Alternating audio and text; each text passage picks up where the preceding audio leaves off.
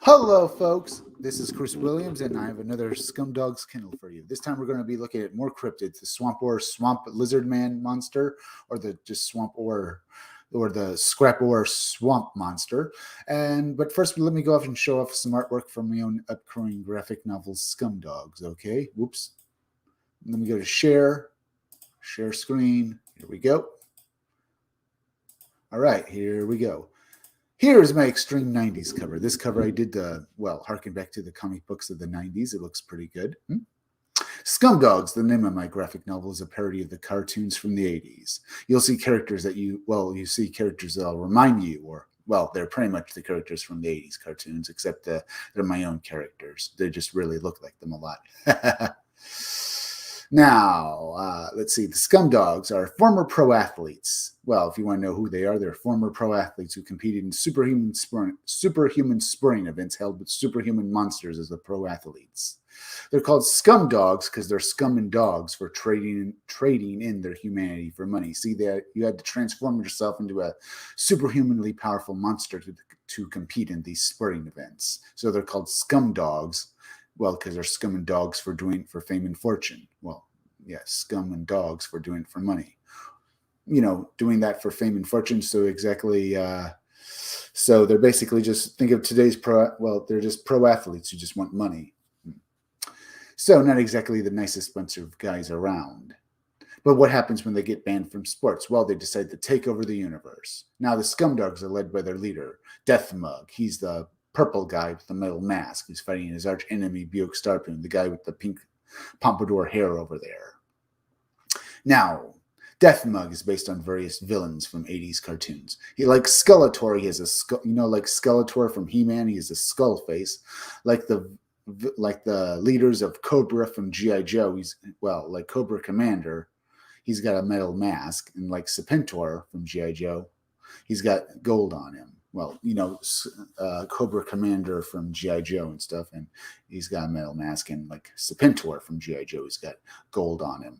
And he's purple, like the Shredder from Teenage Mutant Ninja Turtles. While his archenemy Buick Starpoon is basically a parody of basically he's a G.I. Joe parody, mostly of Duke from G.I. Joe, but he's also a parody of space opera hero kind of characters like Zap Brannigan, Captain Kirk from Star Trek, or as well as Buzz Lightyear and Buck Rogers, those kinds of heroes. You can see in the way his uniform looks. It looks like something like that. In fact, anyone wearing a similar uniform to him on this cover is part of his team in the Space Forces. They are all G.I. Joe parodies, including Buick Starpoon. Now, this guy over here with the mohawk, he's another member of Buick Starpoon's team in the Space Forces.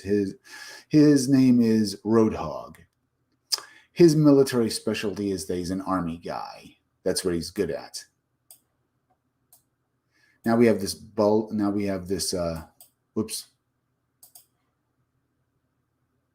We have this bald guy with a gun down here in the blue uniform. His name is Beach Pounder. His military specialty is that he's a Marine, just another Marine. While this guy back here in the red uniform driving that vehicle, his name is Blast Tank. His military specialty is that he's a heavy vehicle specialist, a tanker. Now, this is one of 3 different variant covers you'll be able to back when my Indiegogo goes live, so you have that to look forward to. Looks pretty good, huh, folks? Let me show off some more characters. And right here we have Girl Friday. She is another member of the Wild Rangers. That's the name of Buick Starpoon's team in the Space Forces. She was assigned to work directly under Buick Starpoon because while the Wild Rangers fight the Scumdogs and save the universe, they're just morons who destroy things. Their idea of saving something is basically burning it, or basically blowing it up. So she was assigned to work directly under Buick Starpoon to basically sit him, or rather to watch him. And she hates him. She hates her job because she thinks her career in the military is over because basically she's just a sitter now. Now, by the way, folks, maybe I should say this. By the way, folks, please hit that like button for me. It helps me fight the algorithm so more people can see my content, so more people can see my videos, which means well, it means my graphic novel Scumdogs comes out to you all the sooner, because that means more people are looking at my videos and will know about it, or rather looking at my content and stuff.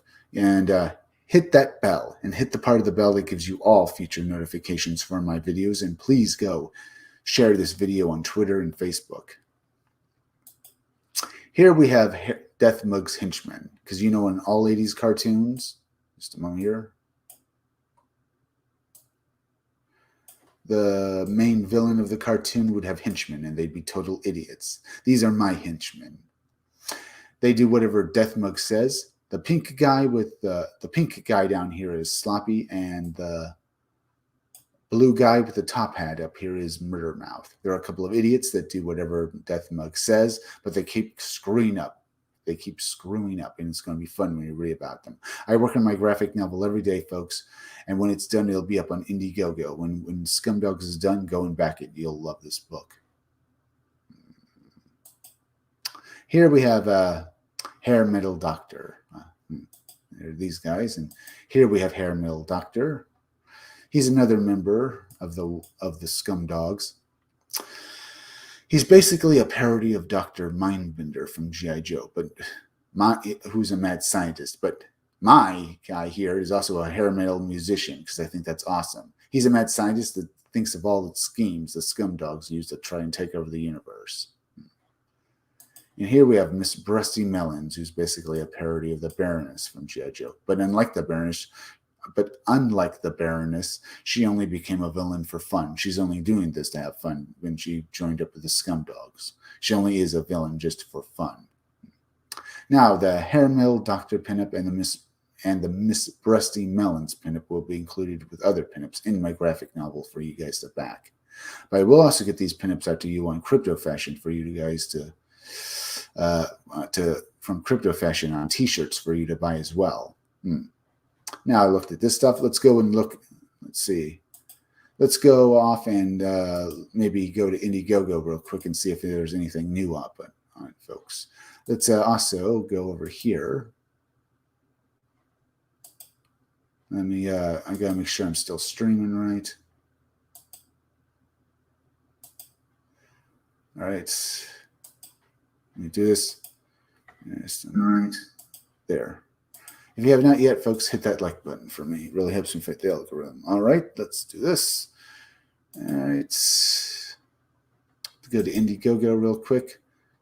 Let's see. Let's refresh this to see if it's made any more money. Ethan Van Sciber's Cyberfrog portfolio, get the Starfolio, has made $93,984. Get a brand new version of Cyberfrog Blood Honey, drained and stuff with some new covers on it. You can get, as well as let's see, there's Earthbound Part 2 down here, which has made $67,174. There's also other ones up. There's Jack the Ripper Vampire Hunter, which has made $25,000.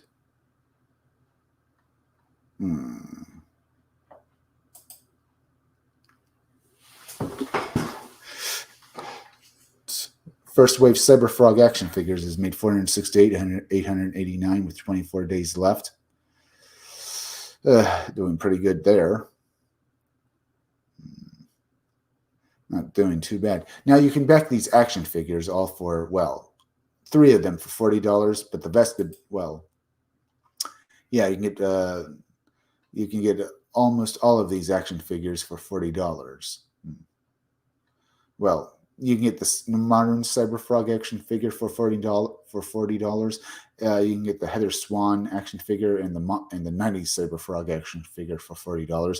But the Vespid action figure will cost you $75 because it's bigger. Not bad. Those are good prices for these action figures because they're fully articulated, coming with a bunch of stuff on them, and they are fully well and good for people to have. So yeah, I like the way these look.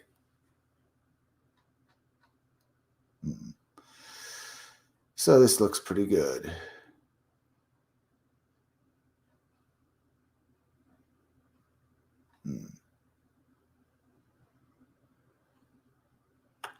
Yeah, and each time this campaign reaches a stretch goal, it will you'll get more stuff added to your action figure. You're already getting a bunch of replaceable hands and heads, so you're also getting that the added to your things. You're also getting a bunch of stands for your action figures so that they all stand upright. So that's pretty good as well. But each time this goal reaches a new stretch goal, you'll get far more added to it.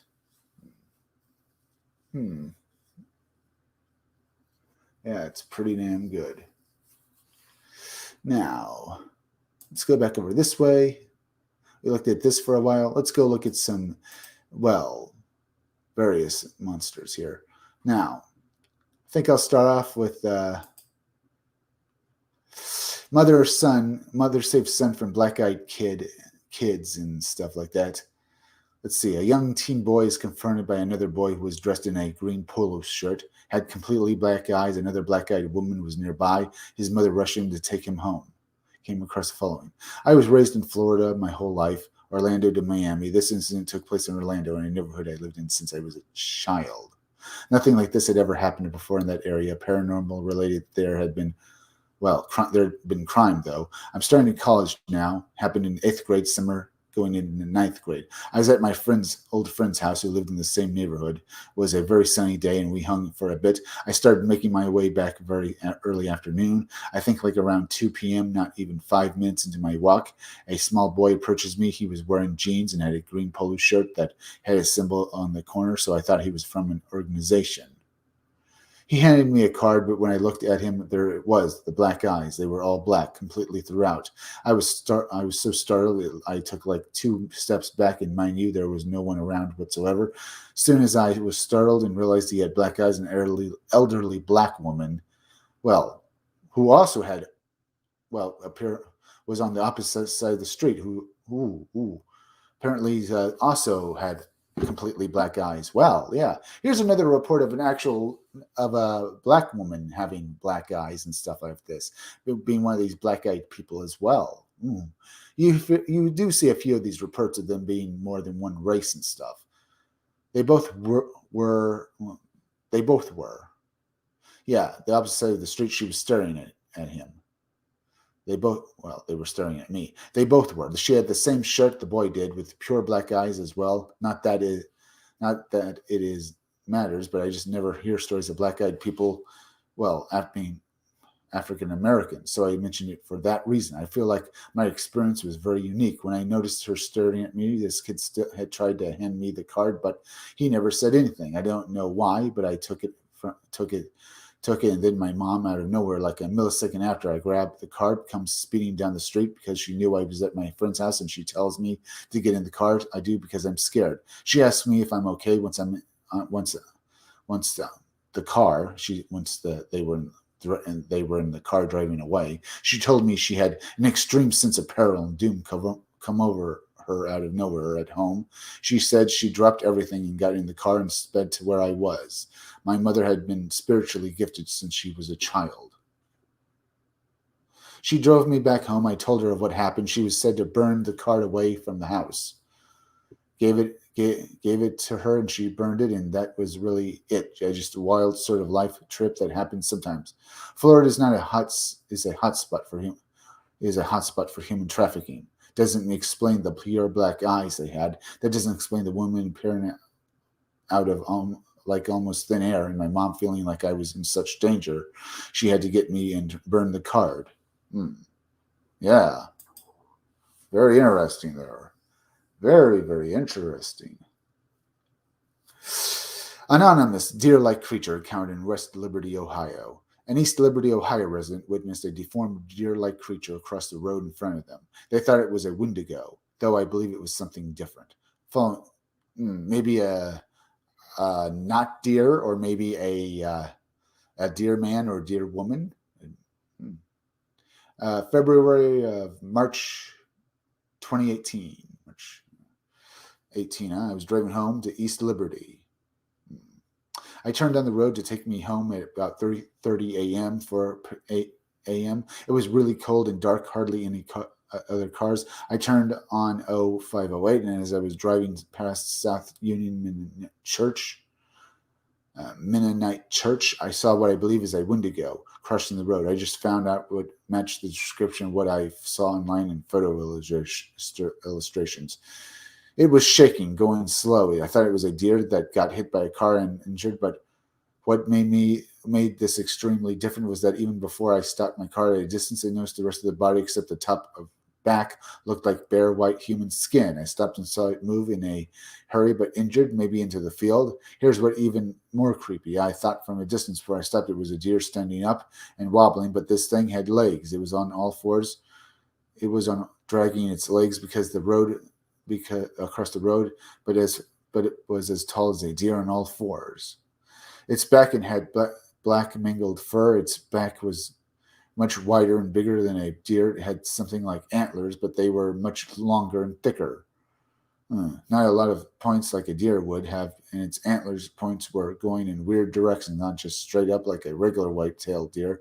Thing is real. It looks like what people call a Wendigo. I was going to back the car up and take a picture, but I was terrified, actually. Went 70 miles per hour and across the railroad tracks. I freaked out the whole drive home in disbelief.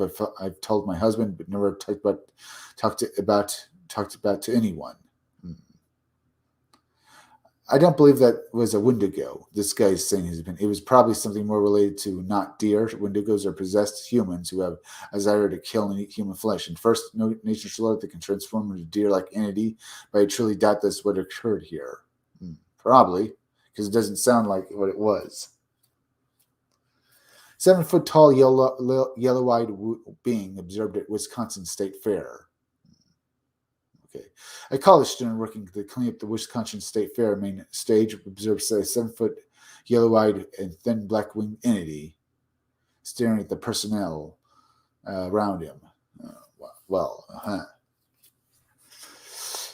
I'm very sorry for sending this so late, but I had to. Interesting stories we've talked about so far. Now we're looking at this one, huh, folks? By the way, hit that like button for me. It really helps me fight the algorithms, okay? So more people can see my content. Yeah,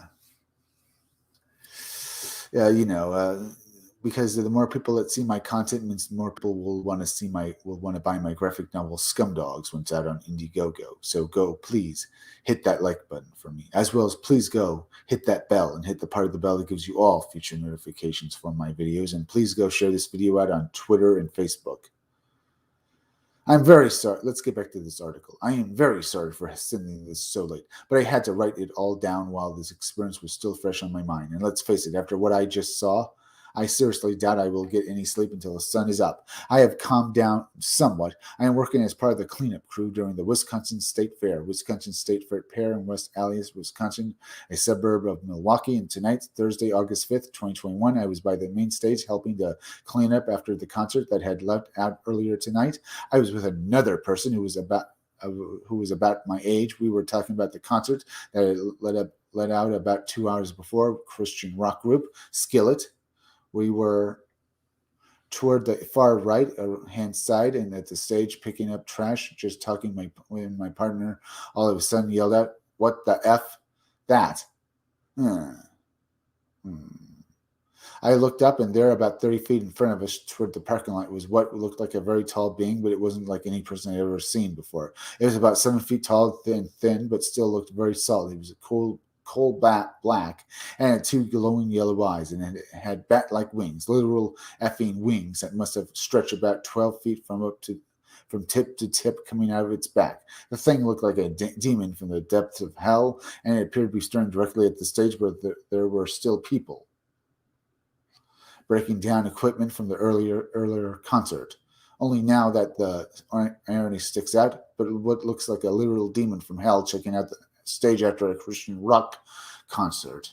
The thing took a couple of steps toward the stage. It looked like it wasn't all that steady on its feet, but I wasn't close enough to see what its feet looked like, nor was I stupid enough to get close to the thing. It stood there for about 10 seconds before it turned its head and looked right at us. The air felt like it was drained straight out of my lungs, and I felt an overwhelming sense of terror. Not fear, but absolute terror, like my life was going in right then and there, and this thing was going to snatch my soul and drag it down to hell. It then flapped its wings rapidly a couple of times, almost like it was stretching them out, and took off into the air. It was gone. It was swallowed up by the night. It was done in a matter of, then it was gone. I'm not sure how long we stood there, but it wasn't until someone came up to us and asked us if he had seen someone they were looking for that we snapped out of it. The person asked us if we were all right and then asked us if we were high. We told him what we had seen, and I'm not sure if that only helped reinforce this belief that we were actually stoned. He told us that maybe it was just a big owl or something, or some other bird, and maybe the lights from the stage of the shadows had made it seem bigger than it really was. I'm confident that what I saw was real, and it stuck in my head all night long. My partner looked like he had seen the devil himself. He said it had scared him, and he was going to stick toward the well-lit areas of the rest of the night. We eventually got to work, went home at 2:30 a.m. Here's some notes on this. Who was basically checking the story out, on the guy who was checking the story out. I was able to get in contact with the witness, and she told me how she was doing cleanup at the Wisconsin State Fair for added money. The witness is a student going through her final year of college, of higher education. I asked her about the other person. No, I don't really believe in higher education. I asked her about the other person who was witness to this, and suddenly she claimed that she had not talked to him or seen him since the initial incident. When asked about the sign, she said that she was approximately 30 feet from the stage and was picking up trash after a concert had let out for the night. She stated that the entity was standing out in what would be a parking lot. The witness stated that the area is used as a motor track when it is not being used during the Wisconsin State Fair, and that the area where this happened was usually in the infield for the track. When asked to describe what she saw, she stated that the entity was approximately 7 feet tall and was very dark shade of black, and that it had a thin look to it. Glowing yellow eyes. I asked her if they were glowing from within or were they maybe reflecting the surrounding light, and gave them the illusion of glowing. The witness said she could not answer that, and that they had only appeared to be glowing. The witness stated that the entity seemed to be preoccupied with people who were helping put away equipment after the concert, and initially did not seem to notice her or her partner. After watching the stage, the entity noticed them and turned toward them. The witness said that she felt as if all the air in her lungs left her body, and she was gripped with this feeling of fear that immobilized her and prevented her from screaming or trying to run away. The entity then extended its wings and took off.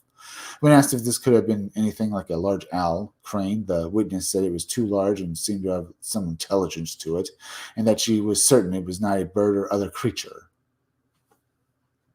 When asked what she thought it could be, she said it was probably a demon. When asked if the witness had returned back to what work she did advise that she returned the very next night and every night since then. When asked about her partner, she said that she had not seen him and had no way of getting in contact with him. It is the investigator's opinion the witness did indeed see something that night, but without further corroborating evidence from the other witness, then what they witnessed that night is inconclusive. It is the investigator's opinion that the case warrants further investigation and will be passed on to members of the Phantoms and Monsters Fortune research team. All right. Interesting bunch of articles we just looked at, but I did say maybe let's go look at the scrap ore swamp monster. These are scrap ore swamp. Here's this right here article and stuff. Well, let's look at it. Many theories have been presented in relation. We've talked about this creature before, but let's get into him and stuff about this and what happened to him and stuff like that. In relation to the identity of the lizard man, theories such as living dinosaurs, offshoots of evolution in which the reptilian hierarchy continued to evolve along the same path as early primates. One point in their time reptiles ruled the Earth. It is not out of the realm of possibility that the most dominant species on the planet could continue to evolve in small numbers and seen by mankind.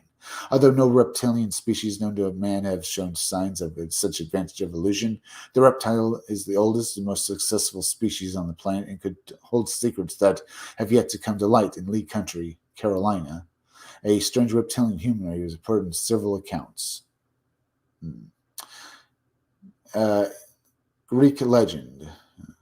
Greek were a Native American confederacy forming the largest division of the Musaskan family, primarily in Alabama, Georgia, and South Carolina. They received their name from an English on account of their numerous streams in their country. According to myths and tales, the southeastern Indians, John Reed, Swinton, 1929, the creek encountered a human-sized lizard monster in the area.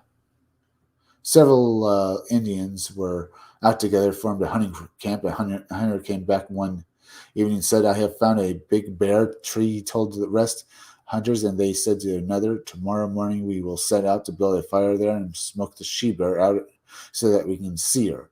They slept, and next day started off and came to the place. When they got to where the big tree stood, it looked as if something lived there, and they said to one another, "A bear surely lives here." So they started a fire under it. The smoke filled up the hollow inside, and soon a big lizard came out. The people saw it and ran away. The big lizard jumped down and gave chase. It ran along till it caught one of them and came back with him. It came with him to the big tree and threw him down into it. Then it chased another and did the same to the other. Well, then he went after the others. And overtook Cotton, brought him. It overtook Cotton, brought him back. Only one was left. It chased him, and after it had gone a long distance, overtook him and brought him back. When it was coming through a place where the trees were thick, a tiger or panther laying asleep in it. When the big lizard got there with the man, the panther woke and jumped upon it. The panther in turn, and the lizard let the man go and jumped upon the panther. Turned, they began to fight.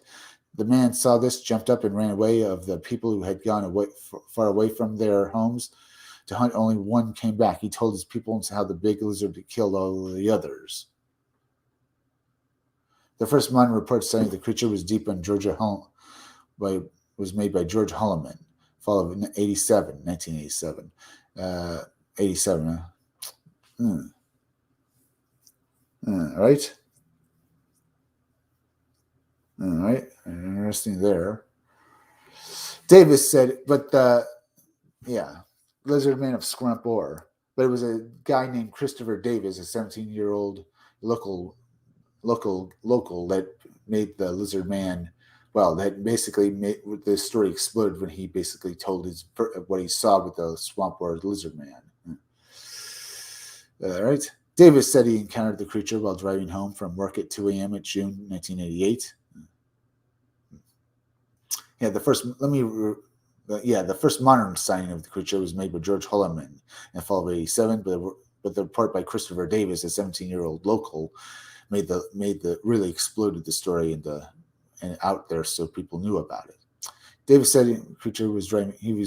Davis said he encountered it while driving home from work at 2 a.m. on June 29, 1988. According to his account, Davis stopped on a road bordering Scrap Ore Swamp, ordered to change a tire which had been blown out. When he was finishing up, he reported having heard a thumping noise from behind him. And having turned around to see the creature running towards him, Davis said the creature tried to grab at the car and then jumped on its roof as he tried to escape clinging to it. Davis swerved from one side to side in an effort to throw it off. After he returned home, Davis' side view mirror was found to be badly damaged, and scratch marks were found on the car's roof, though there was no physical evidence of his encounter. I looked back and saw something running across the field towards me. It was about 25 yards away. I saw red eyes glowing. I ran into the car, and as I locked it, the thing grabbed the door handle. I could see him from the thick neck down, the 3 big fingers, long black nails, and green rough skin. It was strong, angry. I looked at my mirror and saw a blur of green running. I could see his toes, and he jumped on the roof of my car. I thought I heard a grunt, and then I could see his fingers through the front of the windshield where they curled around on the roof. I sped up and swerved to shake the creature off. The month that followed, Davis citing there was several further reports of a large lizard-like creature of unusual scratches and bite marks found on cars parked close to the swamp. Most of these are said to have occurred within a 3-mile, 5-kilometer radius of the swamps of Blissville. At the time, local law enforcement officials reacted to reports lizard men with a mixture of concern and skepticism, stating that a sufficient number of sightings had been made by apparently reliable people for them to believe that something tangible was being seen, but also that there was more likely to be a bear than a lizard man. 2 weeks after the Davis sighting, the sheriff's department made several plaster casts, appeared to be three-toed footprints. They were some 14 inches, 37 centimeters in length, but decided against sending them to the FBI for further analysis after biologists advised them that they were unclassifiable. According to South Carolina Marine Research Department spokesperson John Evans, the trucks neither matched nor could be mistaken for the footprints of any recorded animal. Evans also dismissed the possibility that they could have been made by some form of mutated creature.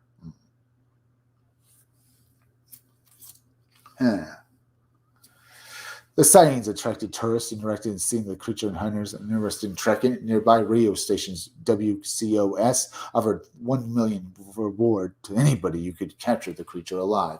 However, reports of the creature began to decline at the end of the summer, with the last credible sighting, the year being reported in July. August 5th, Kenneth Orr, an airman stationed at Shaw Air Force Base, filed a report with the police saying that he had encountered the lizard man.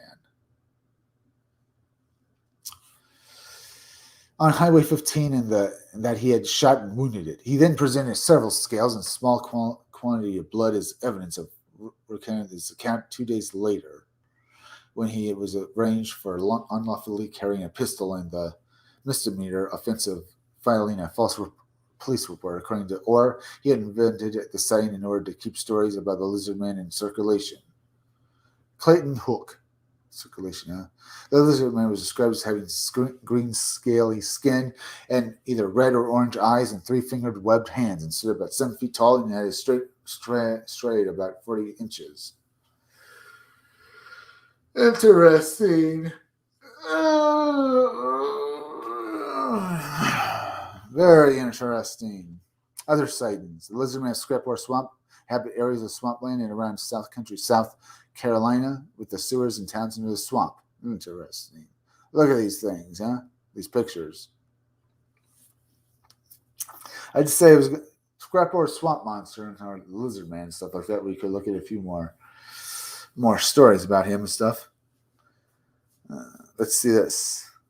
Here's a closer up picture of it. Here's another one.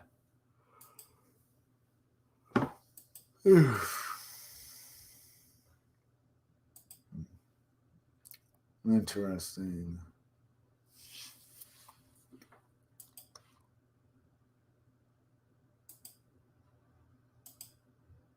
Interesting. All right, maybe look at some more stories now, huh? We have flying dragon fossils discovered in Australia. But maybe I should just go for the Scrapore Swamp Lizard Man, huh? Let's see. I've talked about Scrapore before, Lizard Man in print. Maybe.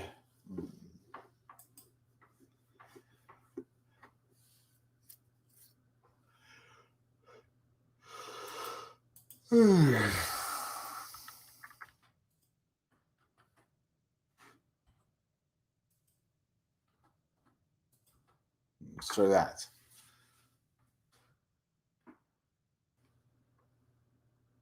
That didn't work right.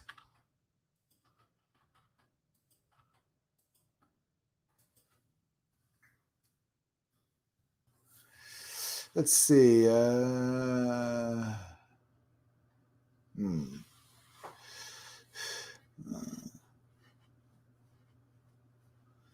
right. I'm trying to find that. I know there are a few more stories. From lizard man to frogman to other creepy creatures. Here's a few other stories, but I'm just going to look at. Let's see. Here we are. My previous article on the totally nutty belief system, UK royal family, collective body of dangerous blood-drinking shapeshifting reptilians. Though I have zero love for the royals, they are outmoded and not needed in the slightest. They are outmoded. I have to say they are not body-morphing monsters. With that said, there's another aspect to all of this. The reptilians are definitely tied to the world of conspiracy theories in a completely different way. However, somewhat similar monstrous things pop up. Well, again and again in the field of cryptozoology, monster hunting, and down-to-earth words. In the summer of 1988, a terrifying creature began hunting the woods of a little town in Lee Country, South Carolina, specifically the Scrap War Swamp. It became quickly known as Lizard Man. As a result of its alleged green and scaly body, a bipedal lizard roaming the neighborhood. Maybe yes, it all began publicly, if not chronologically, when on July 14th, 88, the Way family phoned the Lee Country Sheriff's Office and made a very strange and disturbing claim. Something wild and animalistic had attacked their 1985 Ford. It looked as if something large and powerful and deeply savage had viciously clawed and maybe even bitten into the body of the vehicle, particularly so the hood. Somewhat baffled, the deputies responded to the call nevertheless. Sure enough, the Ways were right on the target. Their vehicle was battered and bruised in the extreme. In addition, there was footprints across the muddy area. It was clearly time to bring Sheriff Liston Dale here. Tisdale here. He was a strong probability that the prints were those of a fox. Larger prints also found were suspected of being those of a bear, although some observers suggested they had human qualities. In such a close-knit neighborhood, it didn't take long before news got around and numerous locals turned up to see what all the fuss was about. It's notable that Sheriff Truesdale told Bigfoot investigator Leigh Blackburn, who wore the definitive book on the affair titled, of course, Lizard Man, but that while we were there looking over the situation, we learned that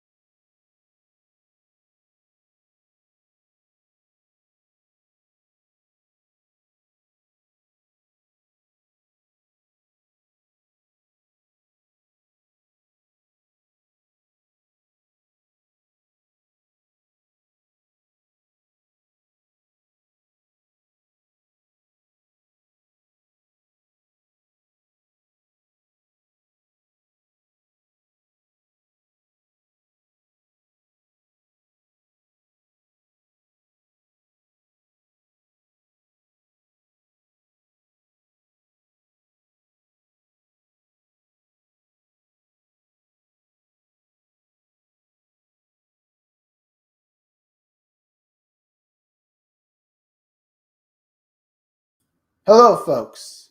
All right, up that. All right, you hear me now? That's good. Let me go to share screen again. Had to restart this. I lost sound and stuff for some reason. That's very odd. Let me go over here a moment. I want to see something. And had to restart this. First modern sighting of the creature. These are the sighting in order to. Interesting.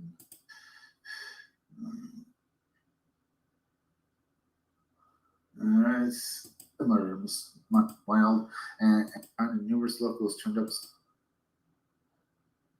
Bigfoot investigator Leigh Blackburn, who wore the definitive book on the affair titled, of course, Lizard Man, but that while we were there, all right, on the affair title. Okay, while we were there, I'm just making sure how much of this is there, folks. It's okay. It was only a few minutes. Let's go back to this. This definitive book entitled, of course, Lizard Man.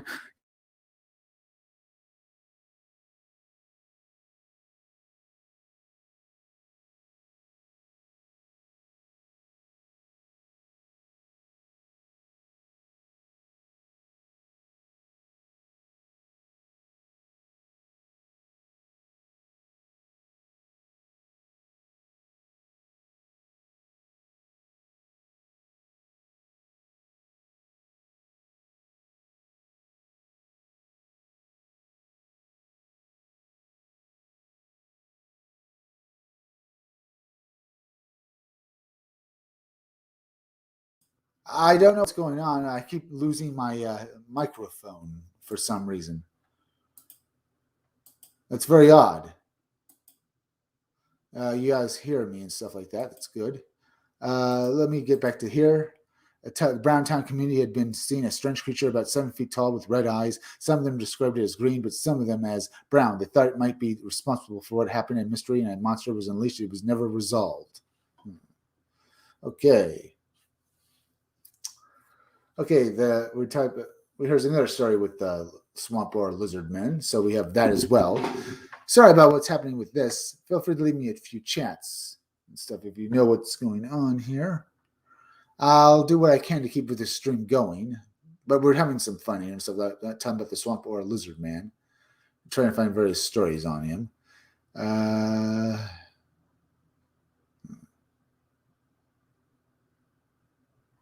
But either way, yeah, the swamp or lizard man even now has has this the town where this all happened near Scrap or Swamp now has a festival called something Lizard Man or something. But either way, they celebrate and have people come in and get tourists talking about the Lizard Man and all this weird stuff. They do it yearly and stuff, and apparently they're going to do it again this year, which is good. So we have that to look forward to. I'm just giving you an idea of this. Now, what's this? Swamp. I could continue with this and stuff like that. Most of this video is about the Scrap War lizard man and stuff. Well, the Scrap War swamp monster and stuff like that. I'm just going to try and find some more. But now this article basically goes off to other creatures. Let's look for a few more articles talking about the Scrap War monster. Lizard Man, 30 years later. Here's another one that basically mentions this. In summer of 1988, a terrifying creature began hunting the woods in little towns of Lee Country, South Carolina, Scrap War swamp area. It became quickly known as became Lizard Man. As a result of its alleged green and scaly body, a bipedal lizard roamed the neighborhood. Maybe yes, it all began publicly, if not chronologically, when July 14th, 1988, the Way family phoned the Lee Country Sheriff's Office, made a very strange and disturbing claim something wild had attacked their 1985 Ford. It looks as if something large and powerful, deeply savage, had viciously clawed and maybe even bitten into the body of the vehicle, particularly so the hood. We've already covered that part. Somewhat baffled, the deputies responsible for the call nevertheless, sure enough, the Ways were right and on target. Their vehicle was battered and bruised in the extreme. In addition, there were footprints across the muddy area. I'll try to get to stuff we haven't covered yet. And since a close-knit neighborhood didn't take long for the news guy around, numerous locals turned up to see what all the fuss was about. It's notable that Sheriff Truesdale, Bigfoot investigator Larry Brickman, who wrote the definitive book. Oh, yeah, we already covered this part. The publicity, let me see about this. Okay, the publicity, let's get the publicity for the Ways incident prompted someone who ultimately became the key player in the matter to come forward. His name was Chris Davis. At the time, 17 years of age, Chris's father, Tommy, had been Tommy had seen the sensationalized coverage given by the media to the attack to the Hayes vehicle and contracted Sheriff Truesdale. Specifically, Tommy took his son to tell the police what he had told him. It was quite a story. Yeah. Back in 1988, Chris was working on a local McDonald's on the night of June, on the night of the 29th. Roughly 2 weeks before the Hay affair exploded, Chris was on the late shift, which meant he didn't finish work until after 2 o'clock a.m. His journey home ensured that he had to take a road across the swamp, and specifically a heavily forested part of the swamp. We've already covered this part before the night.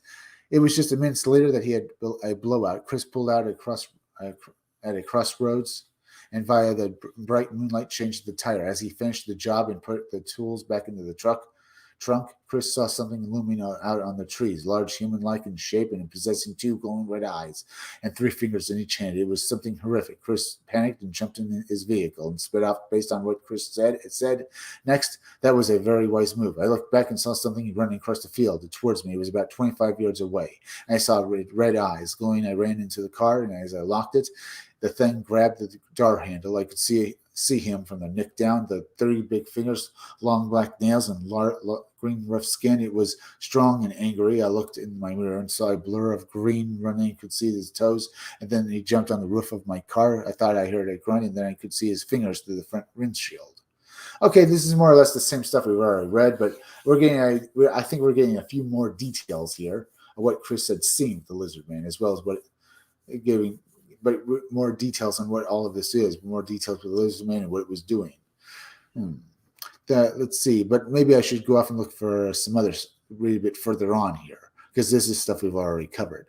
The report didn't end there. Sheriff Tuesday received more and more reports to the extent that a near X-Files style dossier was compiled. It was an official police dossier that contained the fascinating account of Johnny Blathers, who on July 31st, 1990, described for the sheriff's department the events of the previous night. Last night around 10:30 p.m., we were coming home from the Browntown section of Lake Country.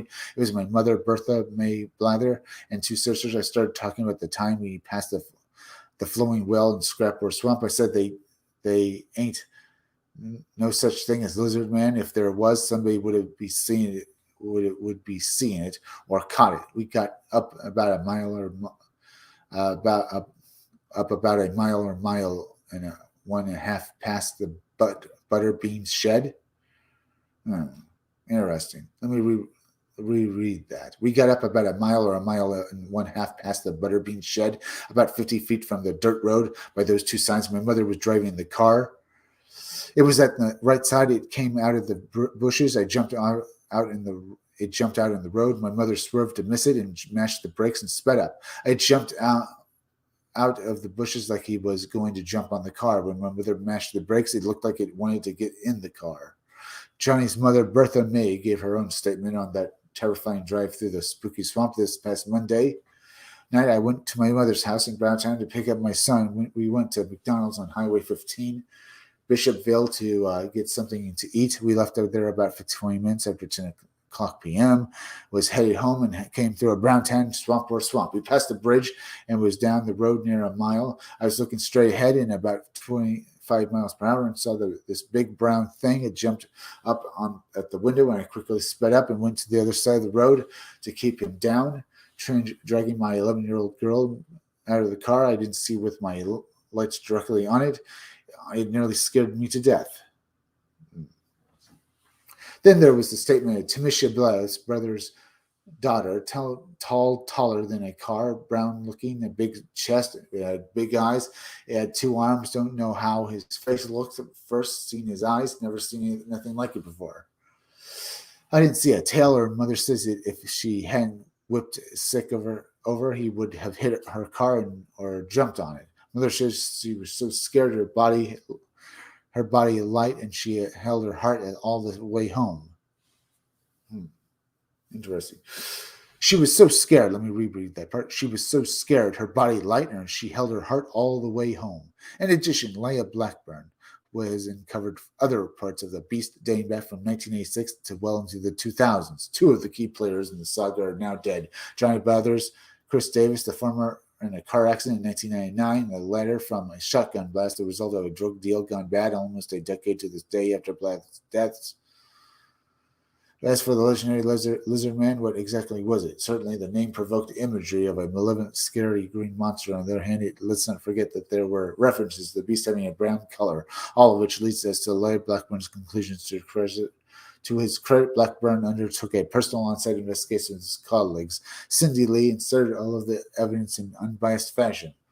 Blackburn noted that despite the undeniably memorable name, the various descriptions of the beast as being brown in color simply did not accord with anything of a reptilian nature.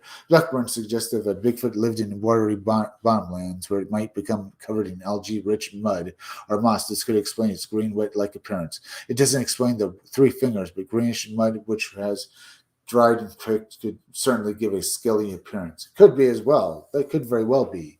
They could be misconstruing other monsters for the swamp for the lizard man as well. It could very well be.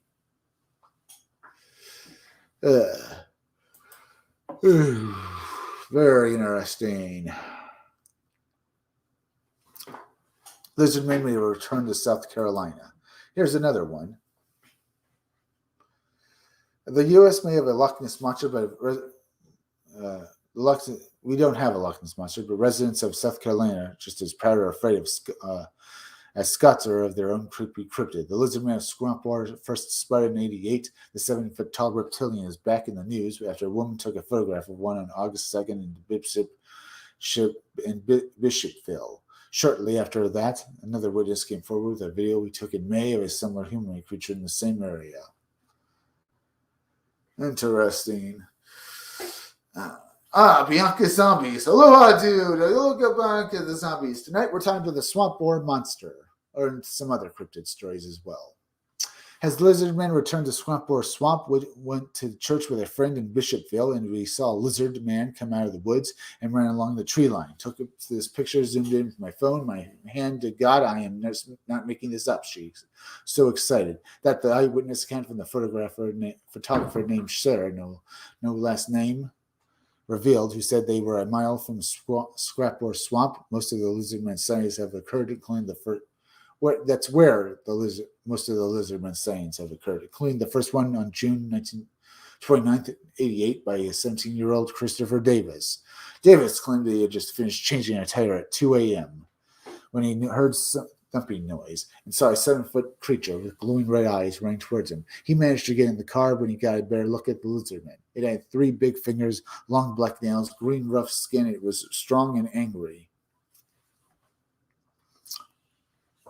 As Davis drove away, he said the Lizardman hung into his car, scratching the roof and damaging the side view mirror.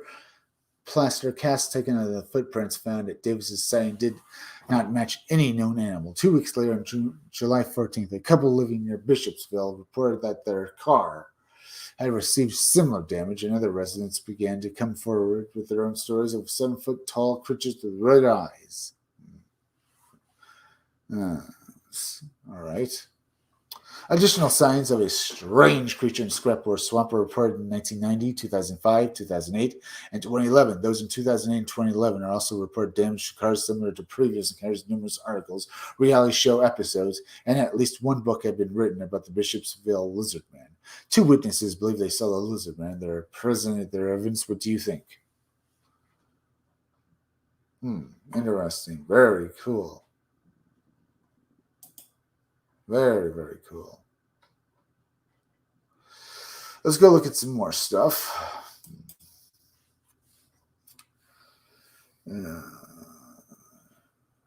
Let's see. Look at that into there. Now, though, I think I'll go over here. Flying dragon fossils discovered in Australia. We might as well end with this one. Let's see. Japan and China have their dragon tails.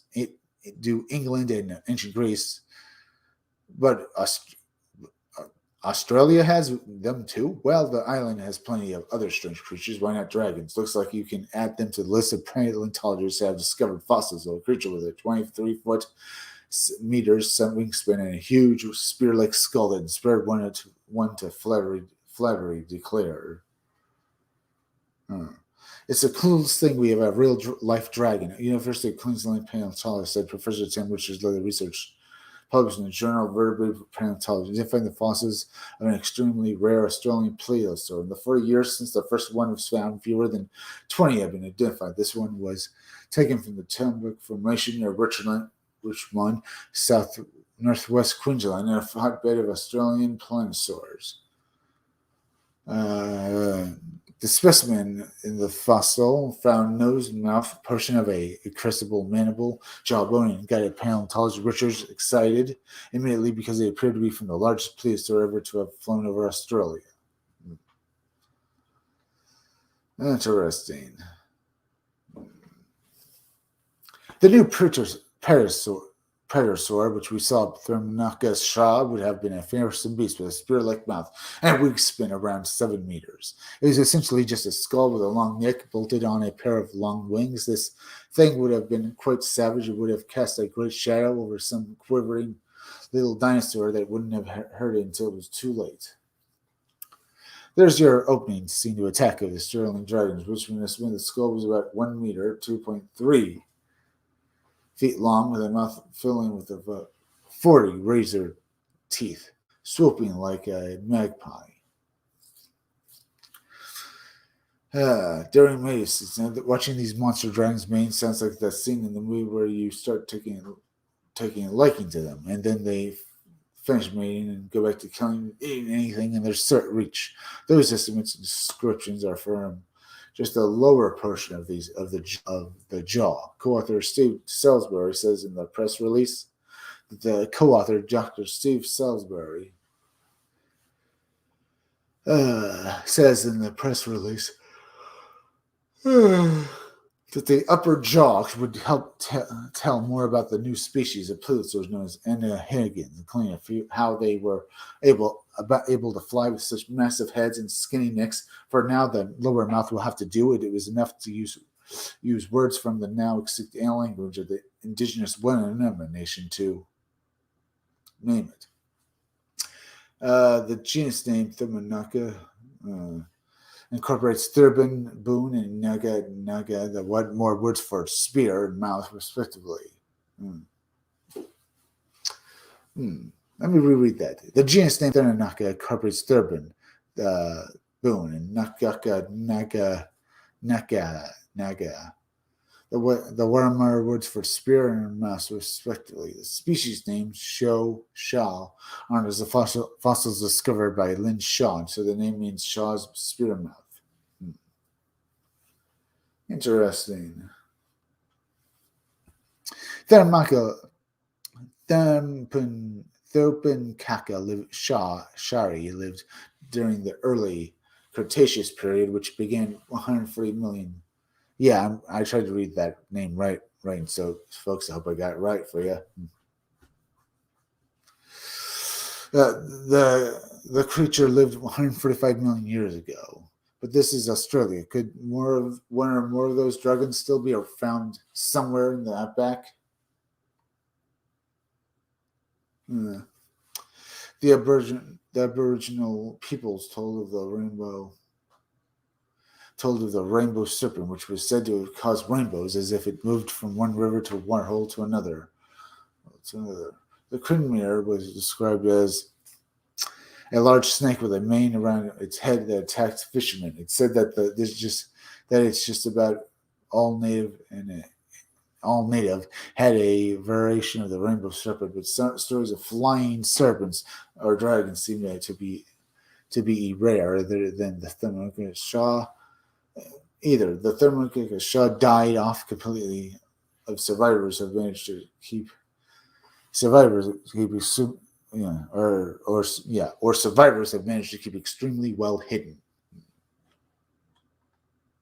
Plesiosaur fossils worldwide are rare due to the fragility, but the research team hopes the existence of one jawbone of these Australian dragons means more will be found. Interesting, huh, folks? Okay, folks, I'm going to end my live stream. We had some fun tonight. We talked about Swamp War Lizard Man. Now, please go and subscribe to the Read Comics They're Bad for You. It's the name of my YouTube channel.